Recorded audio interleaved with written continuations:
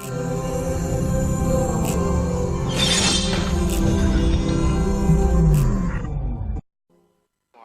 ورحمۃ اللہ وبرکاتہ۔ نحمدہ ونصلی ونسلم علی رسولہ النبی الحنین المکین الرؤوف الرحیم، اما بعد فاعوذ باللہ من الشیطان الرجیم، بسم اللہ الرحمن الرحیم۔ وَجَعَلْنَا مِنَ الْمَاءِ كُلَّ شَيْءٍ حَيٍّ أَفَلَا يُؤْمِنُونَ۔ صدق اللہ العظیم،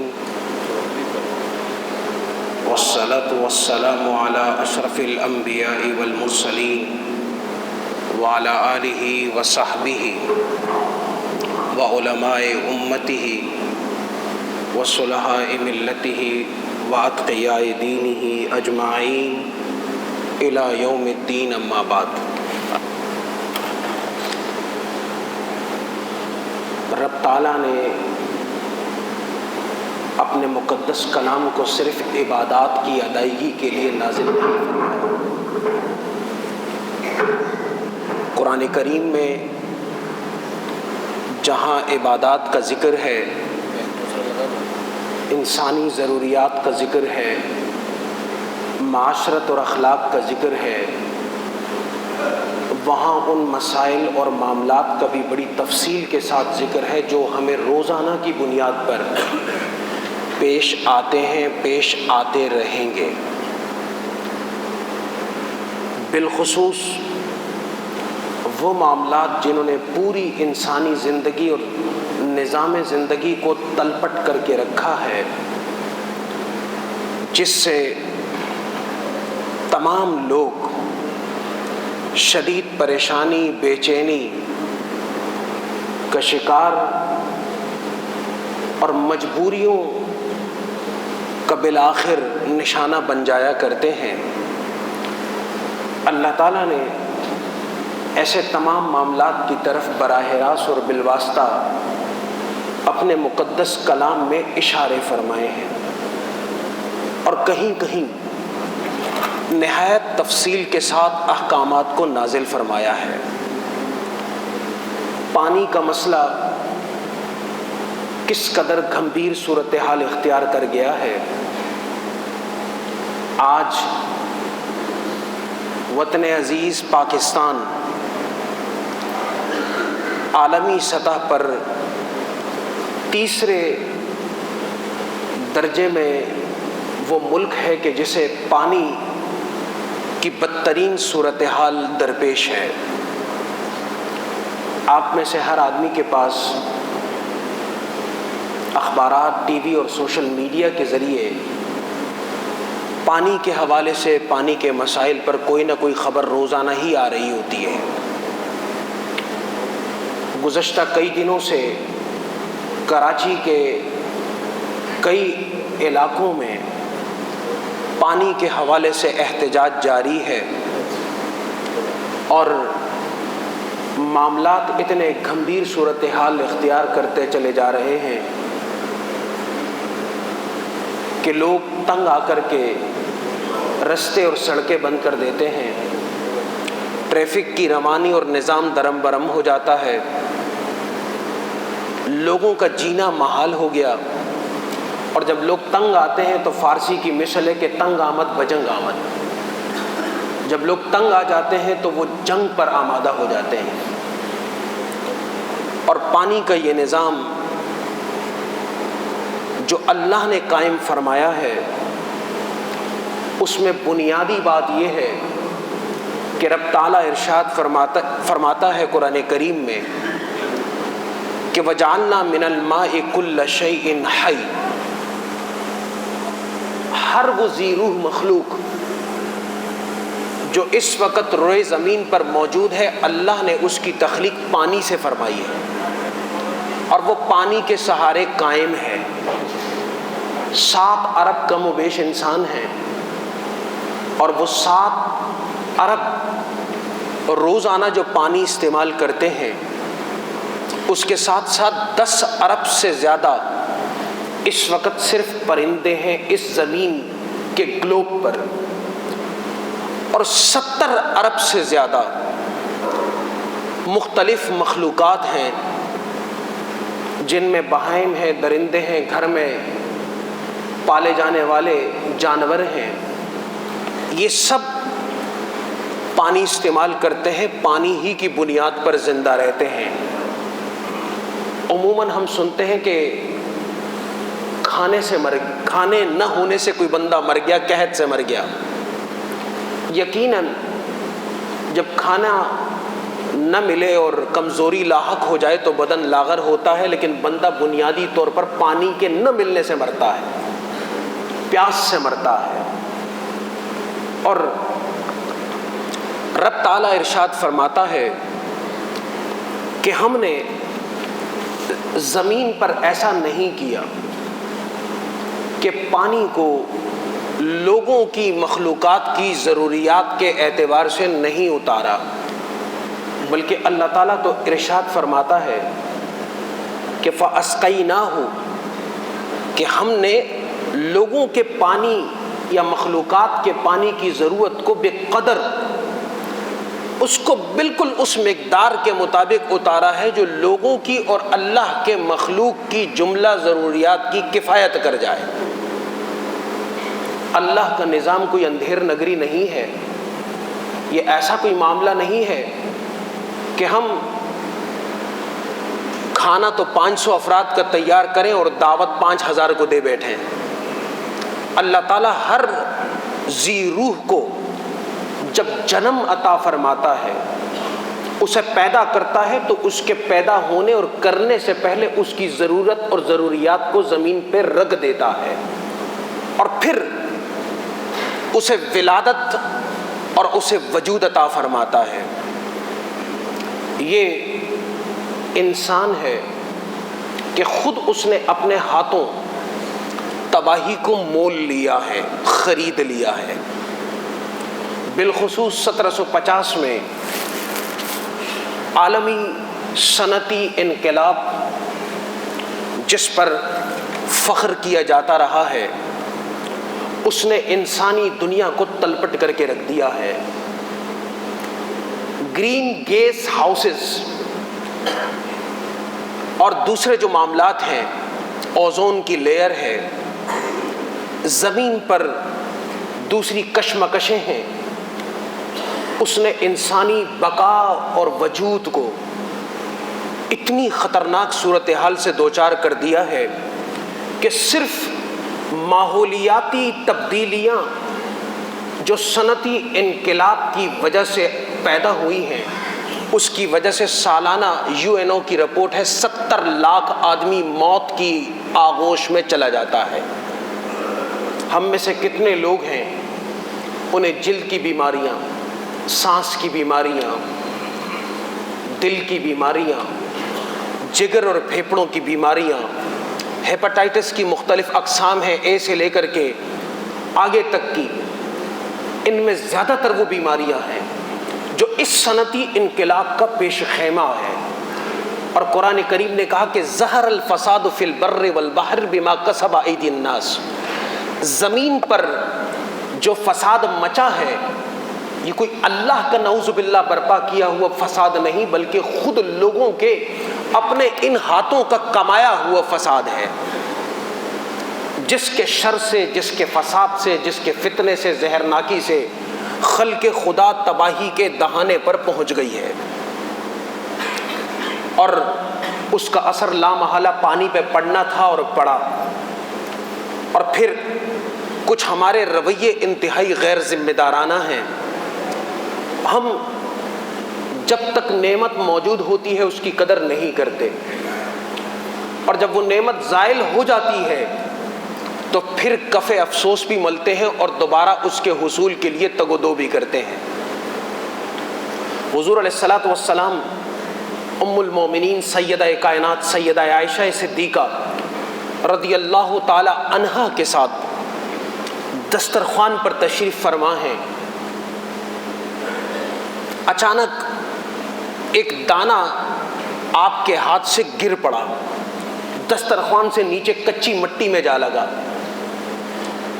آپ علیہ الصلوۃ والسلام نے فوری طور پہ دانہ اٹھایا، اسے صاف کیا، اور صاف کرنے کے بعد آپ نے کھا لیا۔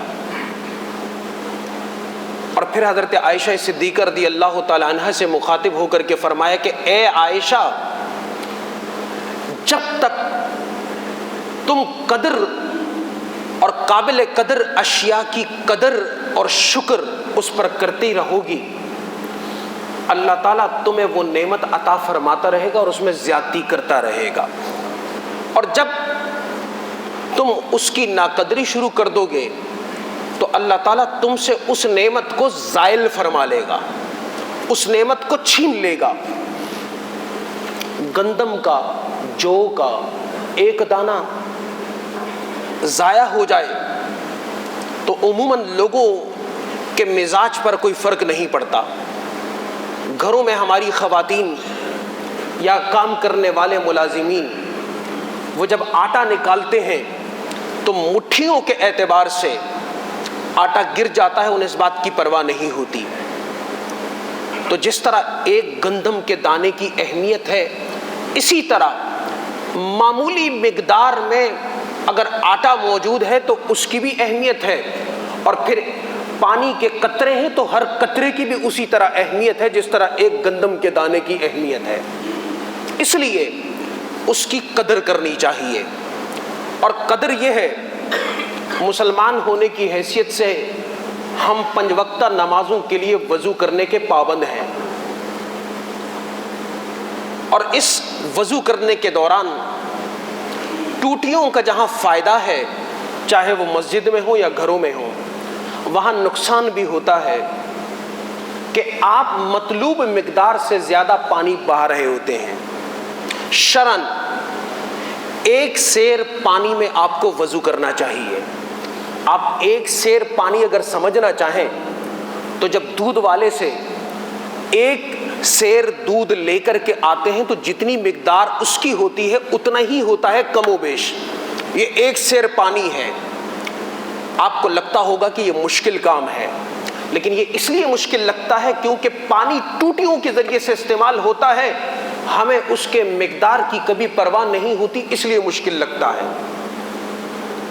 اور جب غسل کرنے کی نوبت آ جائے، نہانے کی نوبت آ جائے، تو نہانے کا وہ طریقہ کبھی مسلمانوں کا رہا ہی نہیں جس کو آپ ٹب بات کہتے ہیں، کہ پورا ایک ٹب بھرا جائے اور اس میں گھس کر کے ایک آدمی نہائے، دھوئے، اور اس کے بعد پورے کے پورے ٹب پانی کو ضائع کر دیں۔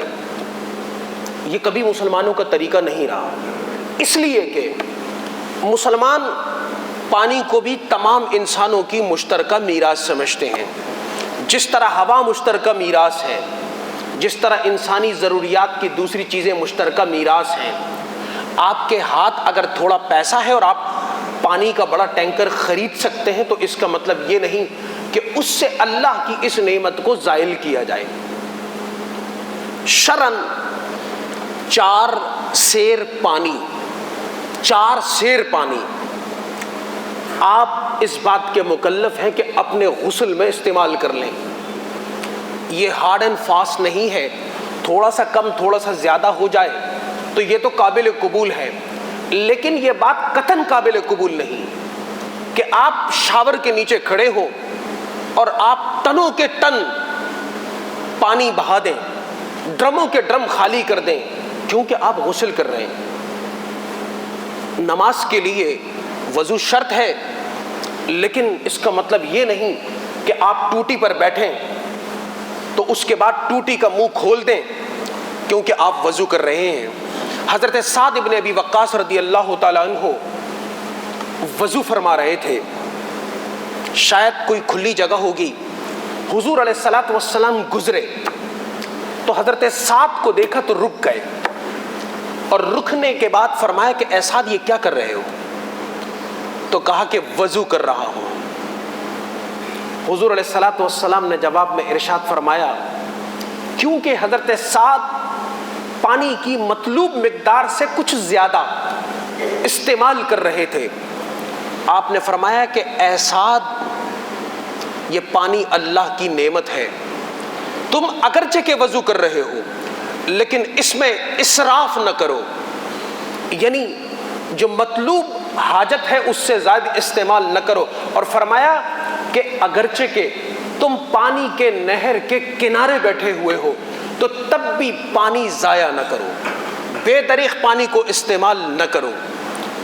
مسجد کی ٹوٹیوں پر بیٹھ کر کے عموماً لوگ سمجھتے ہیں کہ یہ پانی ہے اور شاید سمندر سے براہ راست آ رہا ہے بغیر کسی دوسری رکاوٹ کے، تو جس کو جتنا چاہے استعمال کر لیں. ایسا کچھ نہیں ہے. آپ جب بھی وضو کریں احتیاط کریں کہ آپ کے ہر عمل کے دوران میں اگر وقفہ معمولی بھی ہے تو اس میں ٹوٹی کو بند کر دیں، پانی کو ضائع نہ کریں. آپ مسواک کر رہے ہیں، برش کر رہے ہیں، ٹوٹی چل رہی ہوتی ہے اور آپ برش کر رہے ہیں، مسواک کر رہے ہیں، ایک ایک قطرہ پانی اس کا حساب دینا ہوگا. ایک ایک قطرہ پانی آپ کو حساب دینا ہوگا. ہو سکتا ہے کہ آپ پر یہاں چیک اینڈ بیلنس کا میٹر نہیں ہو، لیکن آپ جو کچھ کر رہے ہیں یہ یہاں پر نوٹ ہو رہا ہے. یہ جو کرامن کاتبین ہیں، آنریبل ریکارڈر، یہ ہر چیز کو ریکارڈ کر رہے ہیں. اس لیے وضو کریں، غسل کریں، ہاتھ دھوئیں تو اس کا مطلب نہیں کہ دھوتے ہی چلے جائیں، کیونکہ آپ کو ہاتھ 3 4 5 مرتبہ دھونے ہیں تو آپ دھوتے رہیں. ایسا نہیں ہے. بعض لوگوں کو وہم پڑ جاتا ہے. حدیث میں آتا ہے کہ انہیں اللہ سے شیطان کے شر اور اس شیطان جس کا نام ولعان ہے، جو وسوسے ڈالتا ہے، اس سے پناہ مانگنی چاہیے اور اس عمل کو ترک کر دینا چاہیے. شیطان وسوسہ ڈالے کہ آپ کا پاؤں نہیں دھلا، آپ اعوذ باللہ کہہ کر کے کھڑے ہو جائیں، آپ کا پاؤں دھل گیا، آپ کی نماز ہو گئی، آپ کا وضو ہو گیا. کیونکہ اس پانی کو جو آپ استعمال کر رہے ہیں یہ آپ کا حق نہیں، یہ سب کا حق ہے، یہ تمام انسانوں کا حق ہے.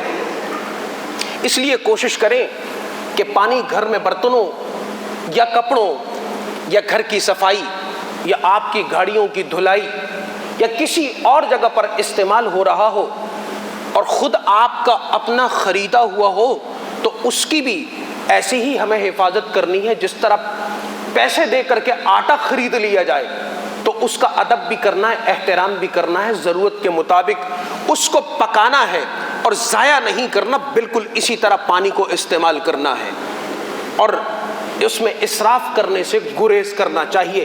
قرآن میں آتا ہے ان اللہ لا یحب المسرفین. آپ عبادت کرتے ہیں، آپ بہت بڑے عبادت گزار ہیں، آپ بڑے اچھے کام کرتے ہیں، لیکن آپ اسراف کر رہے ہیں. اللہ تعالیٰ فرماتا ہے کہ وہ ان لوگوں کو پسند ہی نہیں کرتا جو چیزوں کو ضائع کر دیتے ہیں.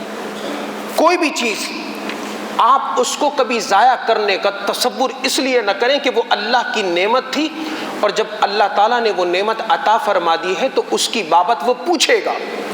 اور یہ کتنی بڑی نعمت ہے پانی کہ اللہ نے اس کو بے ذائقہ بنایا، بے بو بنایا، بے رنگ بنایا. اگر اس کا ایک ذائقہ ہوتا تو دنیا کے ہر پھل کے اندر پانی کا ہی ذائقہ اور وہی خاص ذائقہ ہوتا، پھلوں کا اپنا ذائقہ نہ ہوتا.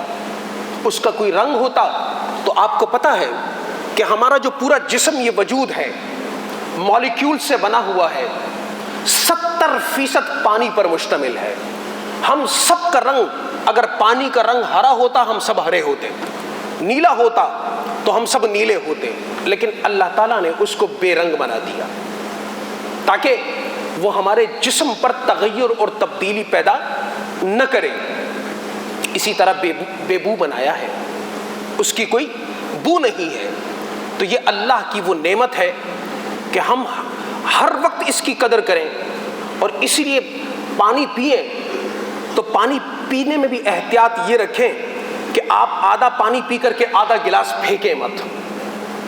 آپ نے پانی کی بوتل لی، آپ کے گھر میں بڑے بڑے کنٹینر ہیں پانی کے، ڈسپینسر ہیں، تب بھی وہ بچا ہوا پانی اس کے آخری قطرے تک اگر وہ صاف ہے تو اس کو استعمال کریں. یہ اللہ کی نعمت کی قدردانی ہے، شکر ہے. یہ نہیں کہ آپ نے پانی پیا انڈیل دیا، جگ میں پانی تھا آپ نے انڈیل دیا. جہاں پانی رکھے اس کو ڈھانک دیں، اس کی حفاظت کریں. استعمال شدہ پانی ہے. آپ یقین جانیے کتنی آسان سی بات ہے، اس ملک میں سبزہ اگانے کے لیے عموماً پانی نہیں مل پاتا۔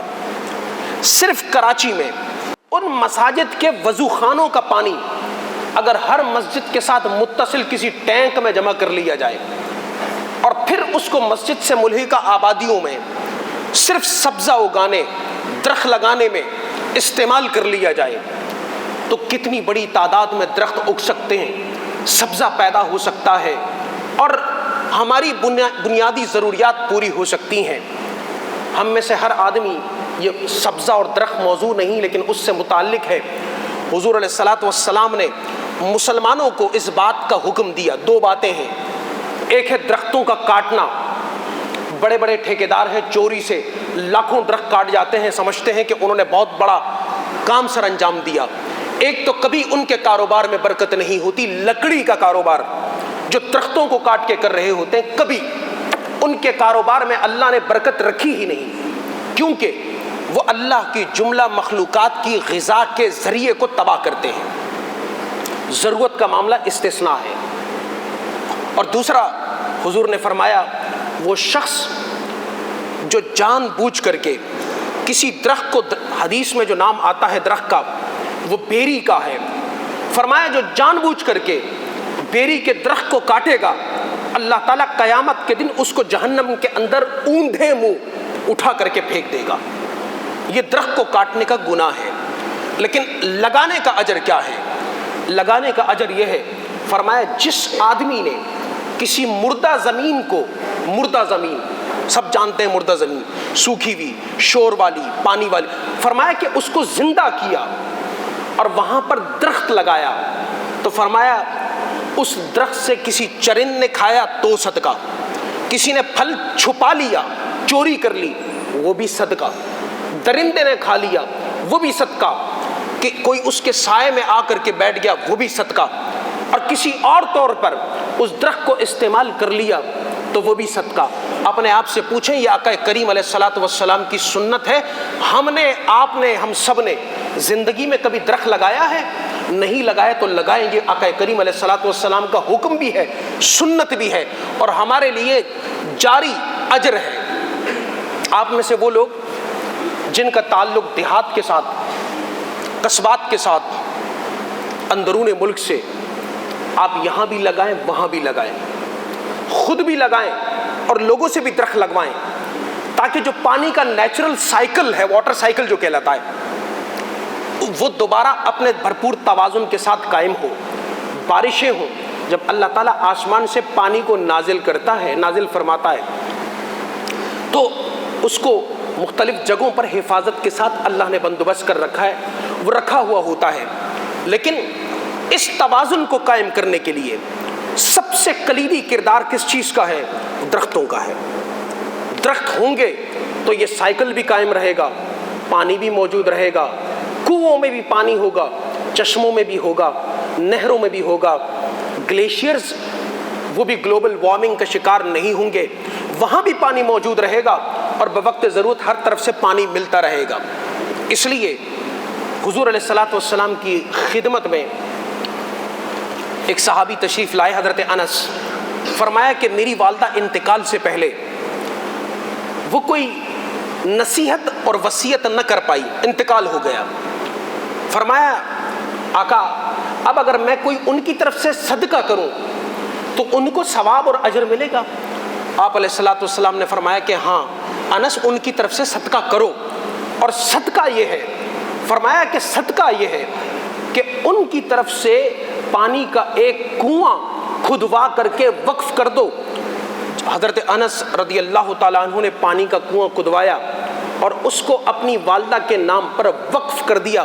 مطلب یہ ہے کہ اپنے والدہ کے لیے ہمیشہ ہمیشہ کے لیے صدقہ جاریہ کا انتظام اور انصرام کر دیا۔ جو صاحب استطاعت لوگ ہیں، جہاں ضرورت ہو نلکوں کی وہاں نلکا لگوا دیں، بورنگ کی ہو بورنگ کروا دیں۔ ہم بڑے بڑے ڈیموں کی بات کرتے ہیں، ساؤتھ افریقہ میں ہمیں دیکھنے کا اتفاق رہا کہ چھوٹے چھوٹے ڈیم ہوتے ہیں ہر گاؤں میں، جو وہاں کی ضرورت کو کفایت کر جاتے ہیں۔ اس طرح کے چھوٹے چھوٹے ہوز، ٹینک ڈیم وہ بنائے جا سکتے ہیں جو وہاں کی ضروریات کی کفالت کر سکیں۔ اس لیے اس طرف توجہ کی ضرورت ہے۔ پانی کے اسراف سے بچیں، پانی کے ضیاع سے بچیں، پانی کو گدلا اور خراب کرنے سے بچیں، پانی کو اللہ کی نعمت سمجھیں، اس کی قدر کریں، اس کا شکر کریں، اس کو بے دریغ استعمال کرنے سے گریز کریں کہ یہ بھی دین ہے، دینی تعلیمات ہے۔ آقا کریم علیہ الصلوۃ والسلام کے دور میں نہ گلوبل وارمنگ تھی، نہ انڈسٹریل ریولوشن تھا، اور نہ زمین کا موجودہ فساد تھا، لیکن آپ نے اس وقت یہ تعلیمات اس لیے ارشاد فرمائی کہ قیامت تک کے سارے معاملات آپ کے لیے آپ کی ہتھیلی پر رکھے ہوئے پورے دانوں کی طرح تھے۔ آپ نے اس لیے اس وقت تنبیہ فرمائی، اپنی امت کو تلقین کی۔ ہم سب کا یہ حق بنتا ہے، ایک طرف پانی کا انتظام کریں، جن علاقوں میں پانی کا ٹینکر نہیں جا سکتا، جن جگہوں پر وہاں کے رہنے والے اپنے لیے پانی کا بندوبست نہیں کر سکتے، ان کے لیے وہ بندوبست کرنے میں اپنا حصہ ملائیں۔ اور دوسری طرف اگر کوئی پانی کا سرقہ ہے، چوری ہے، مس مینجمنٹ ہے، تو کوشش کریں کہ ہم اپنی زبان سے کم از کم اس کو برا کہیں، دل میں برا جانیں، اور کوشش کریں کہ ایسے لوگوں تک ہماری اصلاح کا پیغام پہنچے کہ یہ اللہ کی نعمت ہے۔ اللہ کی نعمت پر شر اور فساد کے ارتکاب سے، سیاست سے گریز کرنا چاہیے۔ اللہ تعالی ہم سب کو پانی کی نعمت کے قدر کی توفیق دے، اور پانی کی اس نعمت کو تمام اس کی مخلوقات تک پہنچانے کی توفیق عطا فرمائے جو آج اس پانی کے لیے ترس رہی ہے۔ آمین وما علینا الا البلاغ المبین۔